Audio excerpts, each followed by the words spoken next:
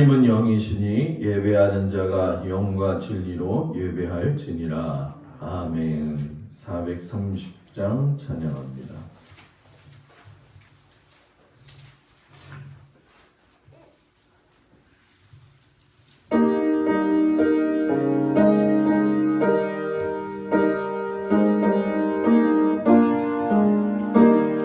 주와 같이 길 가는 것 즐거운 일 아닌가. 우리 주님 걸어가신 발자취를 밟겠네. 한 걸음 한 걸음 주 예수와 함께 날마다 날마다 우리 걸어가리. 어린아이 같은 우리 미련하고 약하나 주의 손에 이끌리어 생명길로 가겠네. 한 걸음 한 걸음 주 예수와 함께 날마다 날마다 우리 걸어가리. 꽃이 피는 듯하니나 험한 골짜기라도 주가 인도하는 대로 주와 같이 가겠네. 한 걸음 한 걸음 주 예수와 함께 날마다 날마다 우리 걸어가리. 옛 선지자의 녹같이 우리들도 천국에 들려 올라갈 때까지 주와 같이 걷겠네. 한 걸음 한 걸음 주 예수와 함께 날마다 날마다 우리 걸어가리. 아멘. 기도하겠습니다. 아버지 하나님의 귀한 사랑 가운데 거룩한 주일을 맞이하게 하시고 이른 새벽 아침부터 이 저녁 시간까지 하나님의 은혜 안에 있게 하시니 참으로 감사를 드립니다. 하나님 우리 가운데 함께 하셔서 우리가 하나님의 말씀을 들음으로 말미암아 우리의 심령이 주님 안에서 평안케 하시고 또한 갈 길을 인도하사 하나님 기뻐하시는 믿음의 사람들이 되어지도록 주님 도와주시기를 간절히 원합니다. 세대가 어려워지고 간악한 세대 가운데 저희들이 살기 때문에 믿음을 지키는 것이 참으로 어려운 가운데 있습니다. 더욱이 코로나로 인해 가지고 여러 가지 상황들이 복잡해지고 또한 많은 사람들이 제약을 받으면서 또한 아버지 고통 가운데에서 모두들 힘들어하고 있습니다. 주여 우리가 이런 모든 상황을 이해할 수 없지만 하나님의 분명하신 뜻이 있는 줄 저희가 알고 있습니다.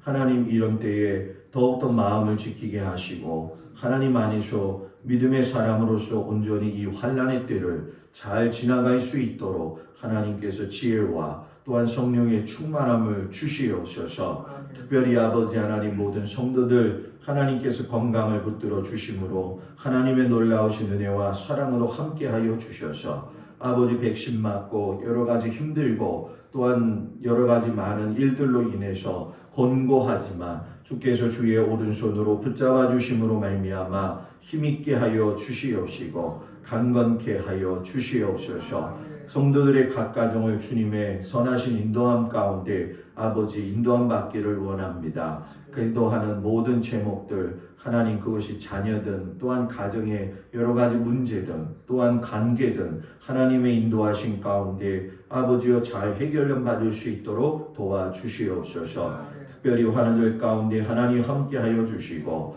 아버지 하나님 바라옵기는 김홍일 권사님의 아들 우리 장민석 성도 하나님 주님 불쌍히 여겨 주옵소서. 하나님이 살려주셨으면 하나님께서 책임져 주셔서 일으켜 주시기를 간절히 원합니다. 소망 가운데 저희들이 믿음을 가지고 기도하오니 주여 하나님께서 그 아들을 불쌍히 여겨 주셔서 하나님 일어서게 하여 주시옵시고 힘있게 하여 주시옵소서. 놀라우신 아버지 하나님, 오늘 이 저녁에도 귀한 사랑으로 함께하는 모든 성도들 위해 함께하기를 축복하며 예수님의 이름으로 기도드렸습니다. 아멘. 하나님 말씀 보도록 합니다. 시편 37편 5절 6절 말씀.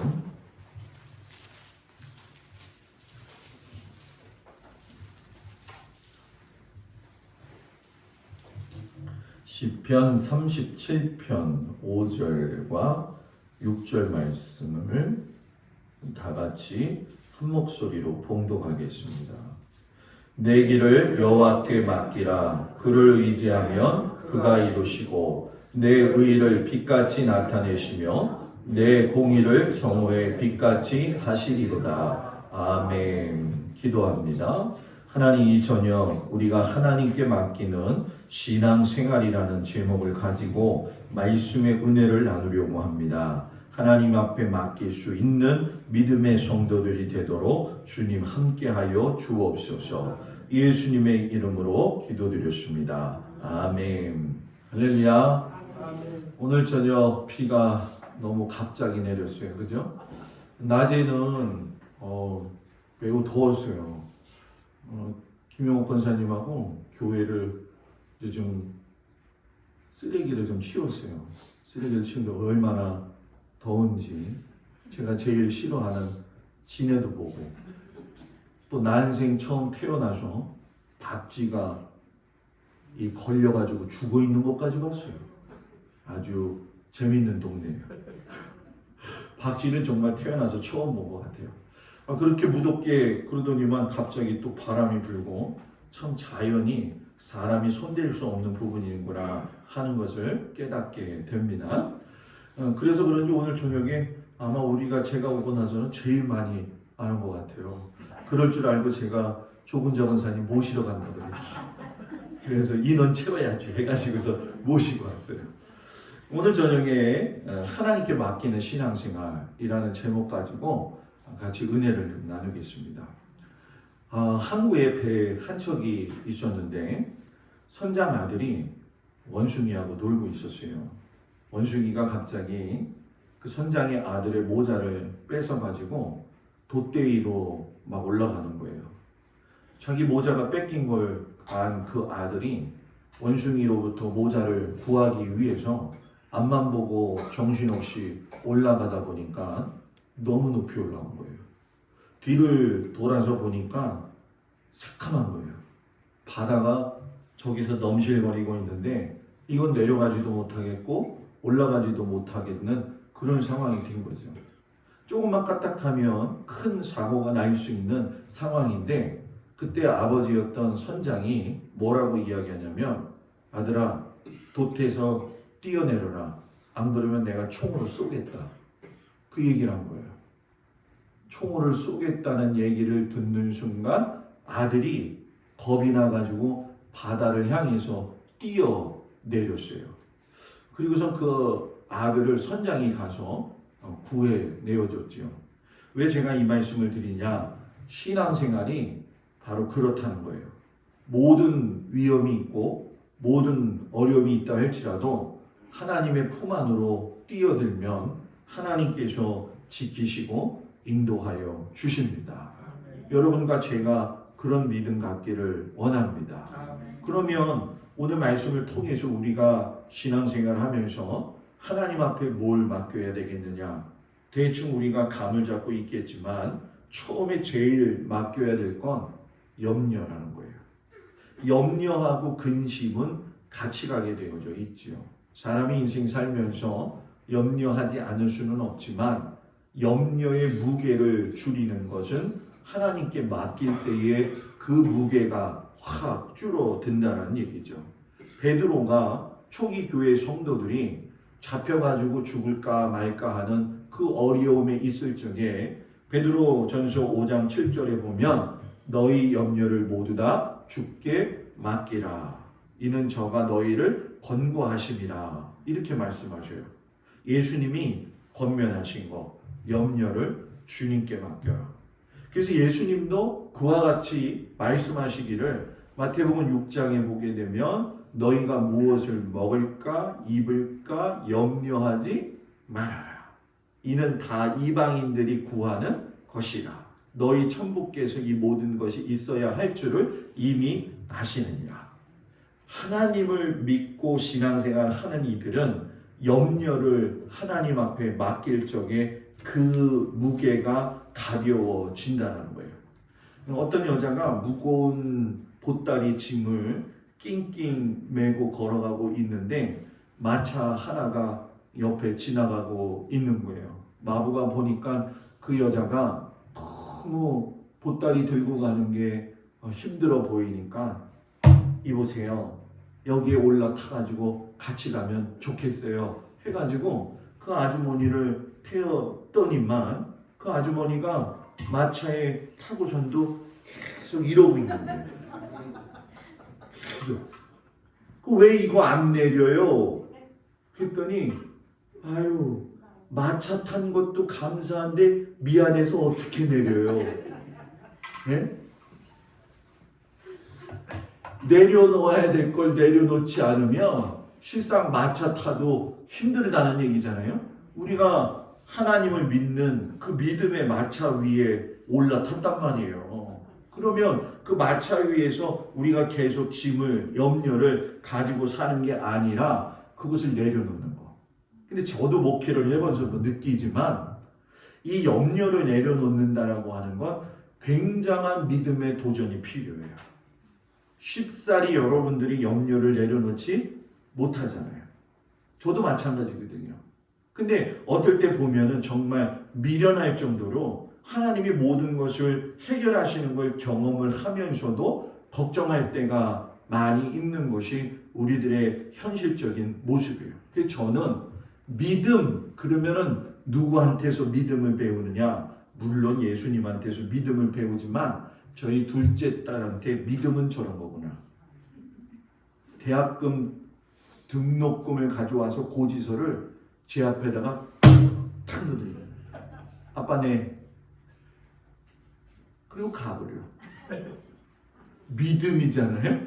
아빠가 모든 걸 다 해줄 거다. 그거 믿음이 없으면은 이거 될까 말까 고민하잖아요. 그죠?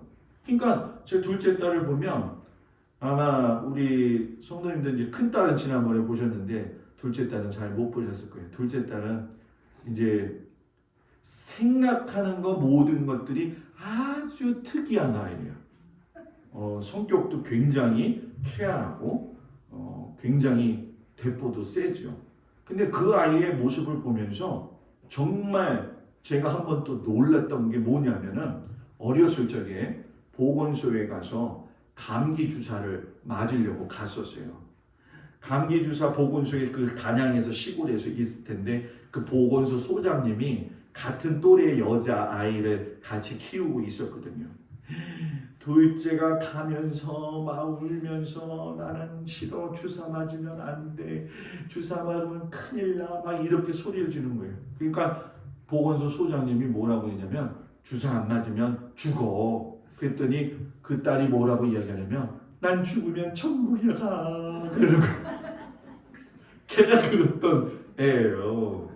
굉장히 믿음은 단순하다라고 하는 것을 보게 되죠. 근데 우리가 살면서 느끼지만 나이가 먹어가면서 걱정도 같이 늘어가요. 뭔가 해결한 것 같으면 또 생기고. 그러나 주님이 오늘 이야기하셔요. 문제가 있느냐 염려가 있느냐 다 내게 맡겨라. 같이 맡기고 가기를 주의 이름으로 축복을 드립니다. 두 번째 뭐를 맡겨야 되겠느냐? 인생길을 맡겨야 된다. 다윗이 시편 37편 5절 6절에 가면 뭐라고 하냐면 너의 길을 여호와께 맡기라. 저를 의지하면 저가 이루시고 내 의를 빛같이 나타내시며 내 공의를 정오의 빛같이 하시리라. 맡기면 인생길에 모든 걸 맡기면 목욕탕에 가면, 요즘은 저는 코로나 이후에는 목욕탕 한 번도 안 갔거든요. 목욕탕 가면은 문 딱 열면은 제일 먼저 눈에 들어오는 게 뭐예요? 목욕탕을 안 가셨구나. 미안해요. 안 가본 걸 모르고 물어가지고. 딱 열면 뭐라고 써 있어요? 주인에게 맡기지 않은 귀중품을 분실하면 책임지지 않습니다. 그렇게 써 있잖아요. 그러니까 여러분 생각해 보세요. 사람이 사는 이치 가운데에서도 그렇다고 한다면 하나님이 맡기지 않은 것들에 대해서는 하나님이 책임지실 이유가 없지요. 하나님께 맡겼다면 손해가 나도 하나님이 모든 것을 갖다가 다 보상을 해주시죠. 두 목사님이 대화를 나누는데 한 목사님이 목사님한테 물어보는 거예요. 교인 수가 몇 명이 됩니까? 목사님. 그랬더니 한 1900명 됩니다. 라고 이야기를 해요. 아유, 목사님 교인이 참 많네요. 그럼 교인들 가운데 몇 프로나 11조 생활을 합니까? 라고 물어봤더니 목사님이 100% 합니다. 100% 합니다.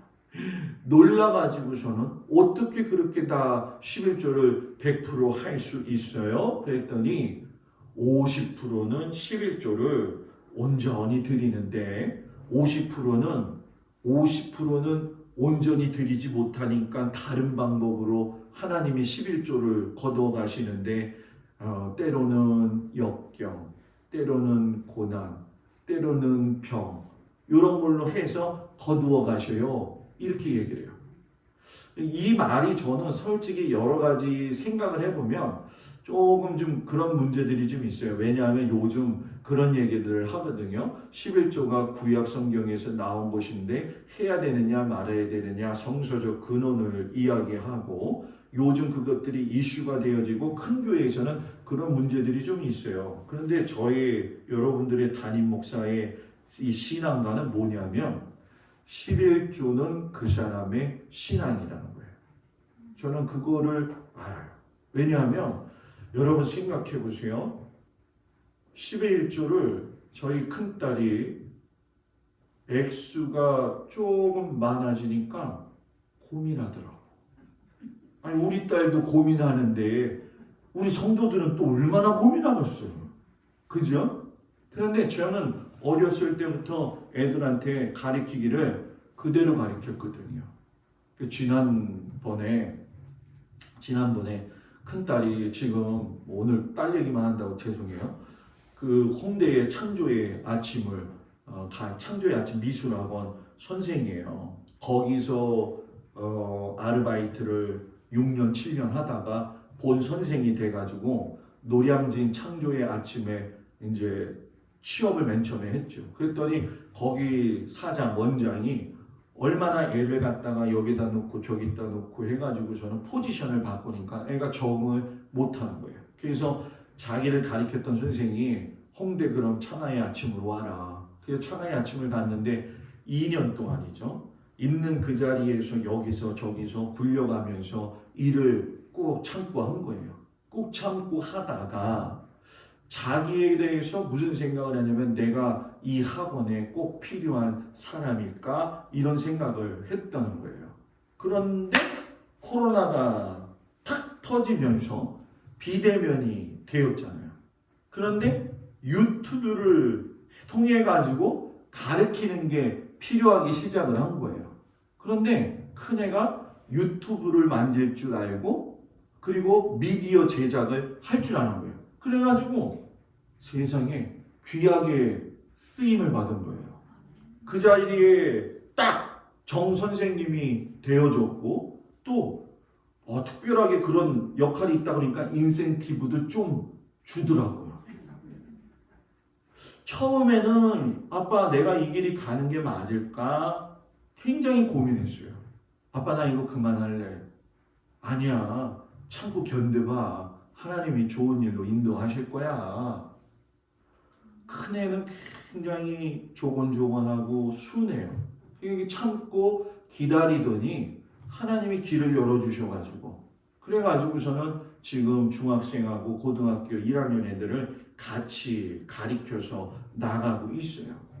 어떨 때는 어린 아이들을 보면서도 제가 느낄 수 있는 것이 우리가 삶을 살면서 인생길의 고난은 굉장히 많고 변수는 엄청나게 많아요.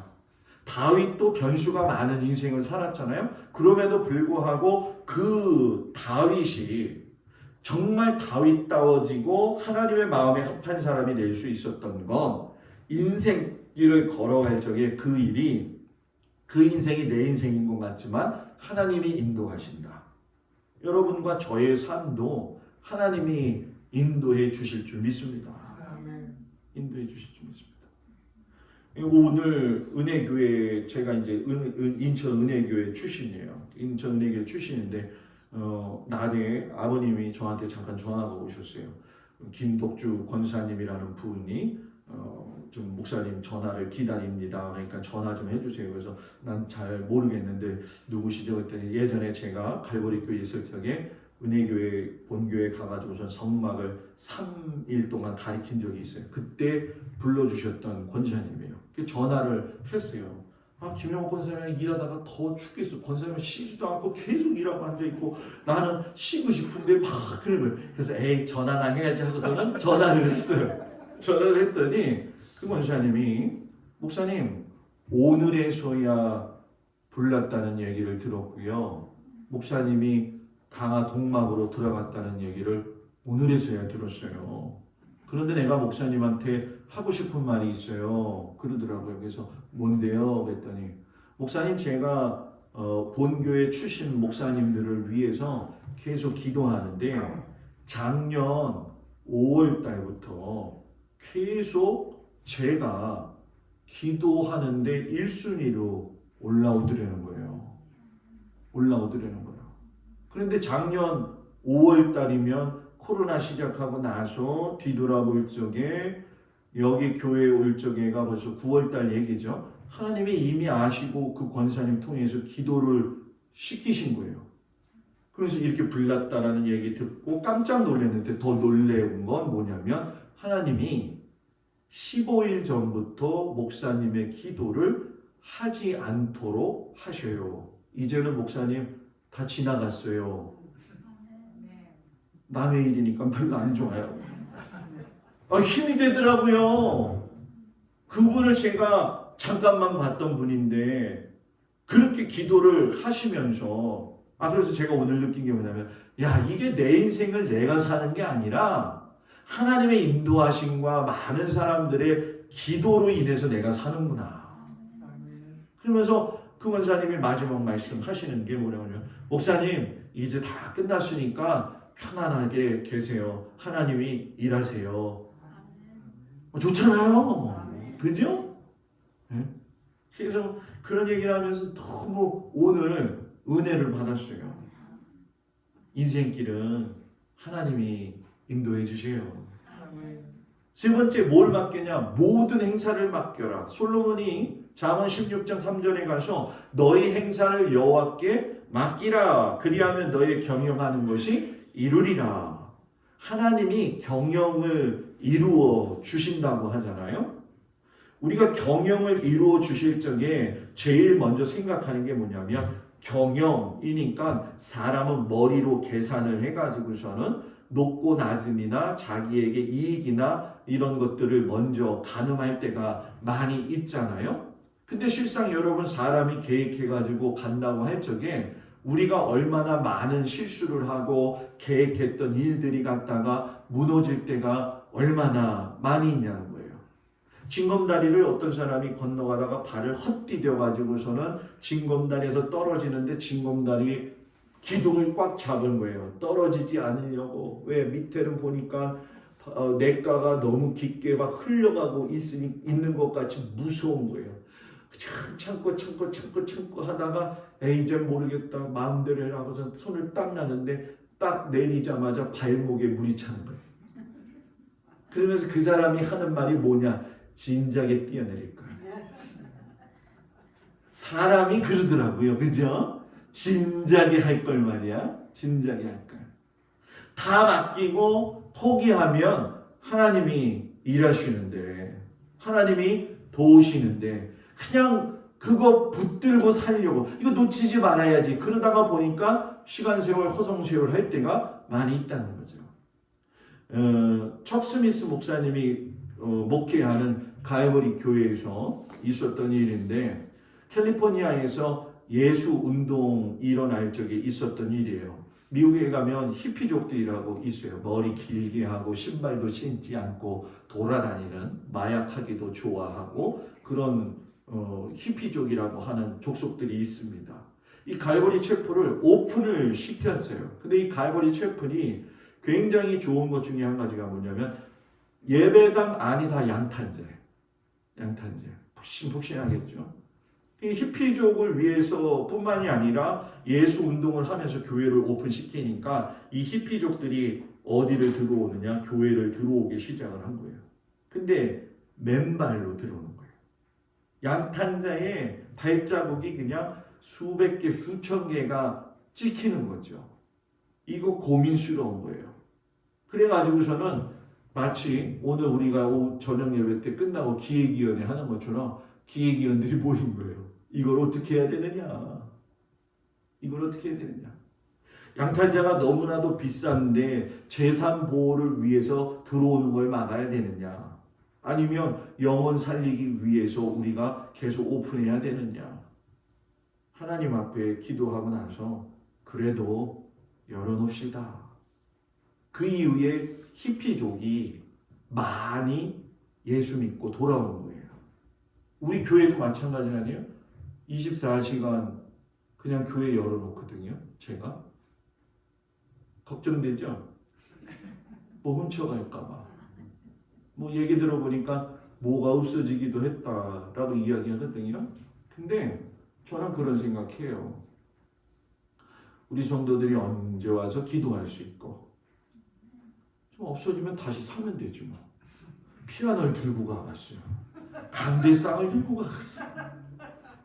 저 앰프는 무거워서 들고 가지도 못하고, 요즘 앰프는 저렇게 크게 안 써요. 요만해요. 저거 가져가도 얼마 못 써요. 저거 못 팔아. 저 의자를 가져가겠어요. 꽃꽂이가 예쁘다고 꽃꽂이를 가져가겠어요.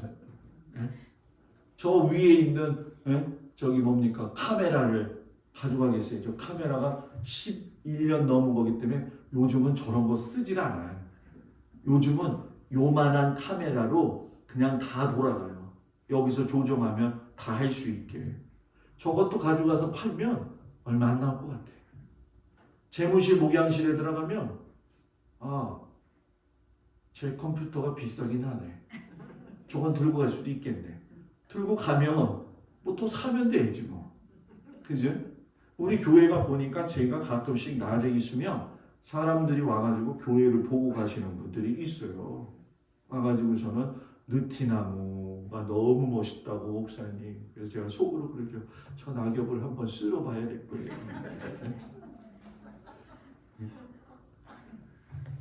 그냥 교회의 모든 일도 하나님께 맡기면 하나님이 인도하신다. 불이 나서 어렵고 힘들었지요. 오늘 기획위원회 모여서 상반기 재무 결산을 하는데 제가 보면서 놀랐어요. 이건 하나님의 은혜다. 하나님의 은혜다. 도우시고 인도하시고 또 입히시는 하나님이 늘 우리와 함께 하신다는 사실에 여러분들 힘쓰고 인내하시길 주의 이름으로 축복을 드립니다. 네 번째, 무거운 짐을 맡겨라. 수영 선수는 물보다도 무거운 몸을 물에 맡기고 수영을 한다. 저는 동해 바닷가 가면 이 서해 바다는 크게 파도가 안 치잖아요. 근데 이제 동해 바다를 가면 굉장히 좋아요. 왜? 수영을 했어요. 제가 수영을 한다는 걸 믿으십니까? 제가 중학교 때 수영 선수였어요. 네? 수영 선수였어요. 수영을 하러 가려고 동해안에서 한 번은 이제 단양에서 우리 모든 교인들을 데리고 막 차를 3대씩 이렇게 해가지고서 꾸역꾸역 타가지고서는 있잖아요. 냄비도 가져가고 해가지고서는 삼척에 장호 용화 해수욕장을 갔어요. 용화 해수욕장.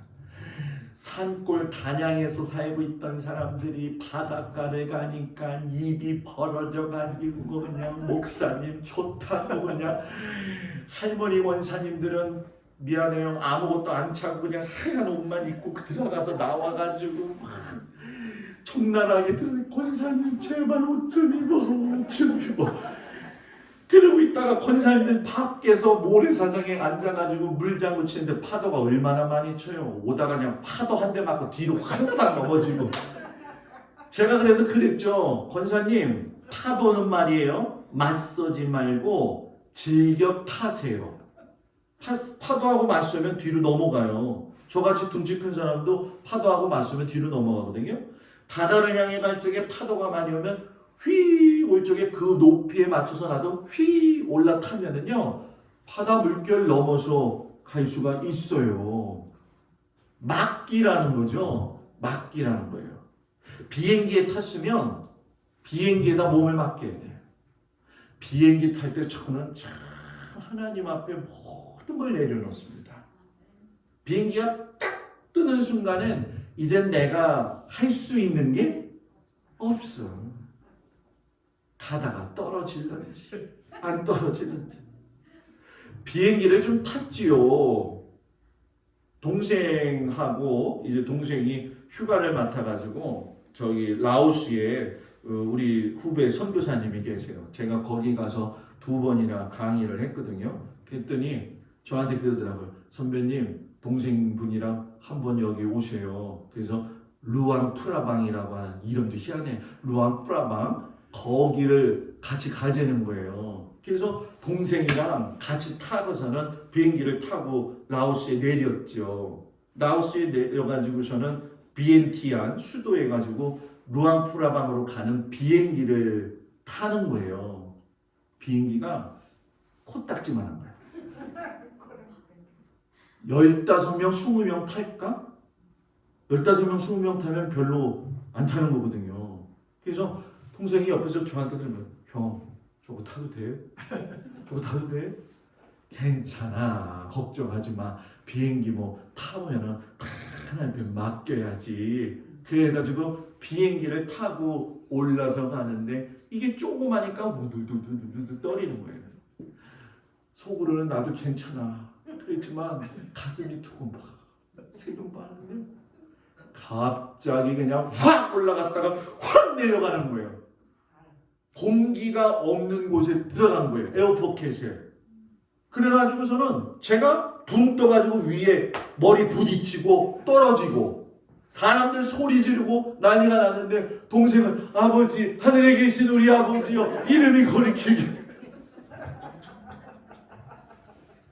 난리가 났어요. 난리가 그냥 뭐 비행기 안이 다 뒤집어진 거죠. 뭐 그냥 그러면서 그 순간에 무슨 생각을 했냐. 에휴 그래 나는 집사람은 죽어도 괜찮지. 근데 애들은 누가 키우냐.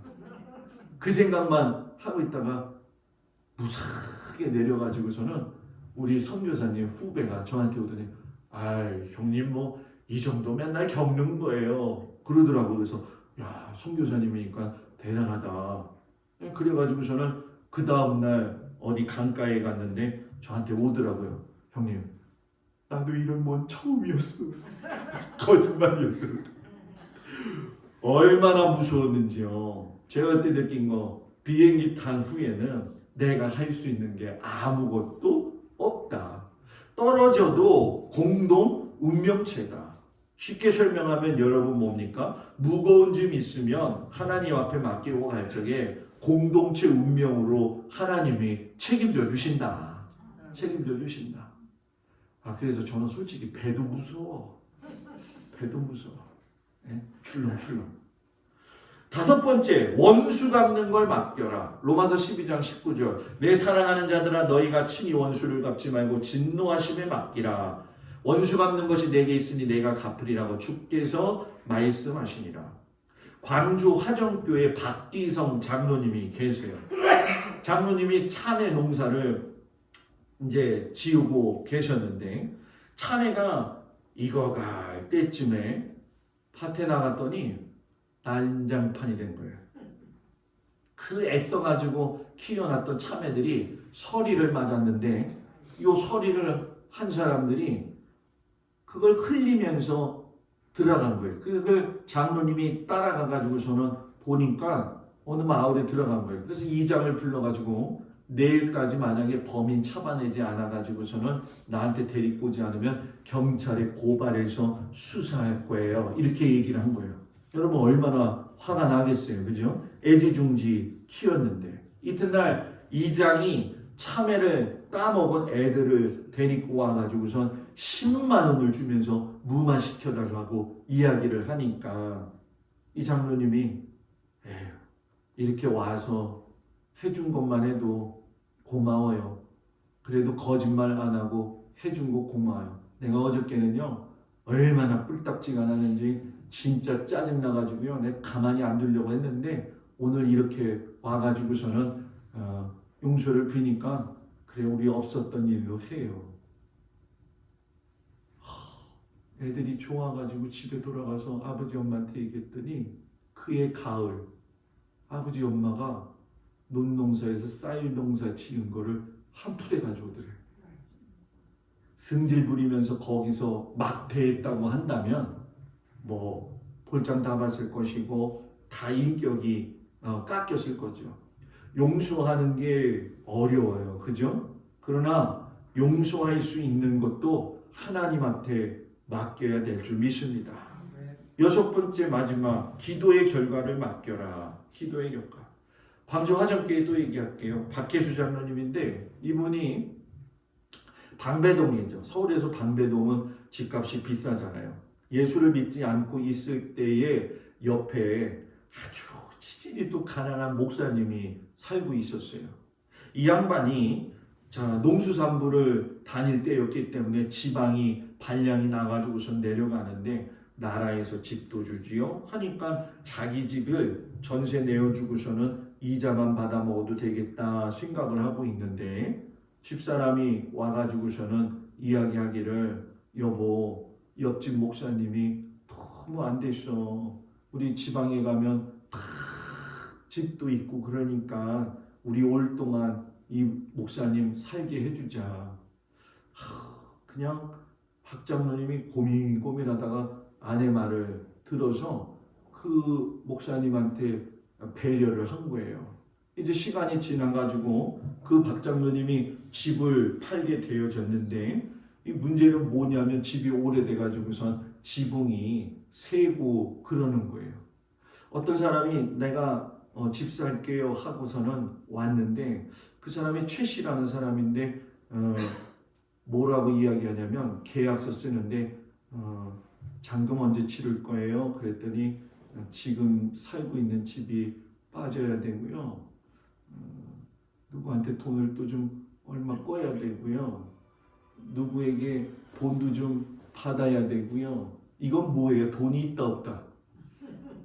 돈이 없다잖아요. 그래가지고 이 박 장로님이 복덕방 아저씨한테 아저씨 우리 지붕 고치는데 돈 얼마예요? 네 얼마예요? 자 그거 빼고서는 그러면 집 팔 테니까 계약서 다시 씁시다 해가지고서는 복덕방 아저씨가 난생 처음 전세 계약서 집 파는 계약서 쓰다가 깎아주고서 하는 데는 처음 봤다는 거죠. 근데 그 이후에 어떤 일이 있었냐면 이 장로님이 농수산부에서 감사를 받았는데 3천만 원 돈이 비는 거예요. 감사위원들이 와가지고서는 얼마나 득달같이 이야기를 하는지 어려운 상황 가운데 있는데 감사원 한 사람 그렇게 괴롭히는 사람이 어느 날 저녁에 전화가 왔더라는 거예요. 저기 장로님 한번 좀 밖에서 만나서 밥 좀 먹어요 하고 해서는 만났지요. 이 사람이 오늘은 또 뭘로 나를 괴롭히려고 할까라고 했을 때에 그분이 이야기하기를 아유 지난번에 집 팔 때 최 씨한테 집 팔았다며요. 그 사람 친척이에요. 제가 그 사람이 나한테 말하기를 당신 같은 장로님 없으니까 횡령 안 합니다. 그러니까 가서 용서를 빌고 사과하세요. 그래가지고선 전화를 해가지고서는 만나가지고선 식사를 대접하면서 오해가 다 풀렸다라는 얘기예요. 여러분, 예화인 것 같지만 실제로 있었던 일이고, 이 문제를 내어놓고 하나님 앞에 기도할 적에 하나님께서 이끌어 가셨다라는 거죠. 기도하면서 맡겨라. 그리고 제일 중요한 게 뭐냐? 생명도 맡겨야 된다. 욥이 죽을 것만큼 또 죽을 병으로 고생을 했지만, 욥이 성경에 보게 되면 기한 전에 죽지 않고 기한이 차서 죽었다라고 이야기해요. 기한은 누가 정했느냐? 하나님이 정하신다라는 얘기죠. 사도행전 12장에 보게 되면 헤롯이 연설을 해요. 연설을 얼마나 잘했는지 사람들이 이는 신의 소리요라고, 사람의 소리가 아니다라고 하니까 헤롯이 어허 하면서 자기 자랑이 들어갔을 때에 하늘로부터 천사가 내려와서 갑자기 헤롯이 병들어서 죽게 만드는 이야기가 사도행전 12장에 나오거든요. 여러분, 이게 뭡니까? 불치병에 걸렸다고 일찍 죽는 것도 아니고, 건강하다고 오래 사는 것도 아니고, 생명은 하나님이 뭐예요? 주신 것이다. 주신 것이다. 그러니까 우리 생명 가지고 하나님 앞에서 하소연하면 안 돼요. 하소연하면 안 돼요. 어저께도 보니까 어디 인터뷰 하는데 할아버지가 나왔더라고요. 할아버지가 딱 그러더라고요. 아유, 갈 사람은 가야죠. 제가 속으로 에이, 저건 거짓말이야. 다 가고 싶다고 하면서 가고 싶지 않은 게 인생길이잖아요. 여러분, 영국 타임즈에서 건강 전문지 데모그래피에서 이런 얘기가 있었는데, 예배에 최소한 한 주에 한 차례 참여하는 사람들의 평균 수명이 그렇지 않은 사람보다 7년 더 산대.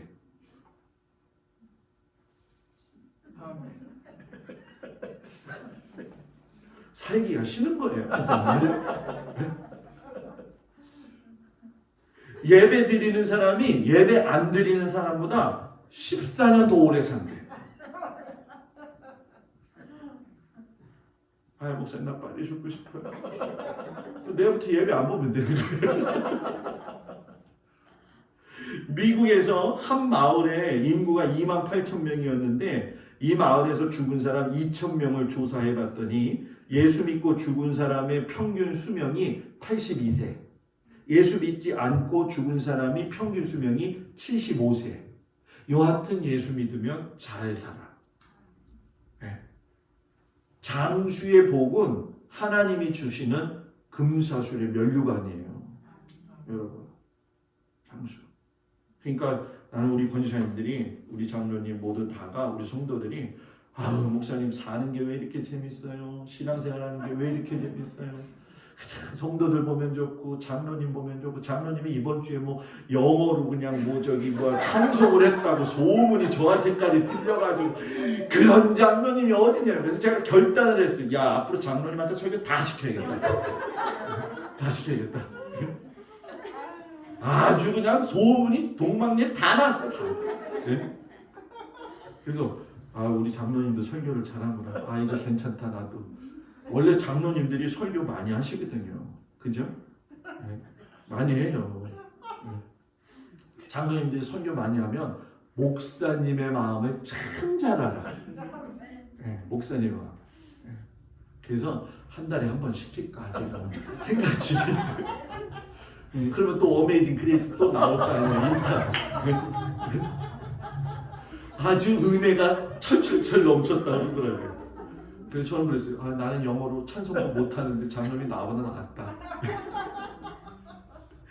하트안에 예배 드리면 즐거워야 돼요. 인상 팍 쓰고 예배 드릴 거면 못하나 예배 보러 와. 그죠? 항상 그 집에 나올 적에도요, 제가 가르쳐 드릴게요, 권사님. 현관문 앞에다가 가스 점검 써가지고 테이프를 붙여놔. 예배 보다가 갑자기 나가. 목사님 집에 불 켜고 가스 불 켜고 온 것 같아요. 그리고 나가. 응? 그러니 그 앞에다 가스 점검 해가지고 테이프로 써가지고 붙여놔. 권사님. 신기하고 놀라워요. 왜 이런 일을 제가 잘 아냐? 저도 다 경험을 해봤기 때문에 그런 거예요. 설교하다가도 그렇고 기도하다가 그렇고 하나님 앞에 딱 집중해서 예배드릴 수 있는 거, 그죠? 그래서 저는 우리 성도님들하고 오래오래 신앙생활 했으면 좋겠어요. 그래서 조은자 원사님도 한 10년은 더 사셔야 돼요. 네? 고개를 젓는 이유가 뭘까? 그럼 내일부터 예배 안 나오시려고 또 예배 나가야지. 여러분, 우리가 사나 죽으나 주를 위해서 산다고 했잖아요. 마지막에 죽음이 아름다워야 되고요. 마지막에 죽음 앞에 섰을 적에 하나님, 내가 인생을 열심히 살았습니다. 저는 그 타이타닉호인가 그 영화 봤을 적에 제일 인상 깊었던 게 뭐냐면, 배가 침몰할 적에 악기를 든 사람들이 우리 장로님이 좋아하시는 어메이징 그레이스를 쳐대면서 있을 적에 그들은 막 그걸 치면서 자기의 죽음을 준비를 하는데, 어떤 부자는 살기 위해서 총을 겨누고 돈을 지불하고, 그 상황까지도 다 소용없는 일이더라고요. 돈을 수천억 가지고 있는 사람도 근심과 걱정이 많고요. 차라리 돈 수천억 가지고 근심 걱정 많으니 나는 돈 없이 그냥 편안히 살겠다.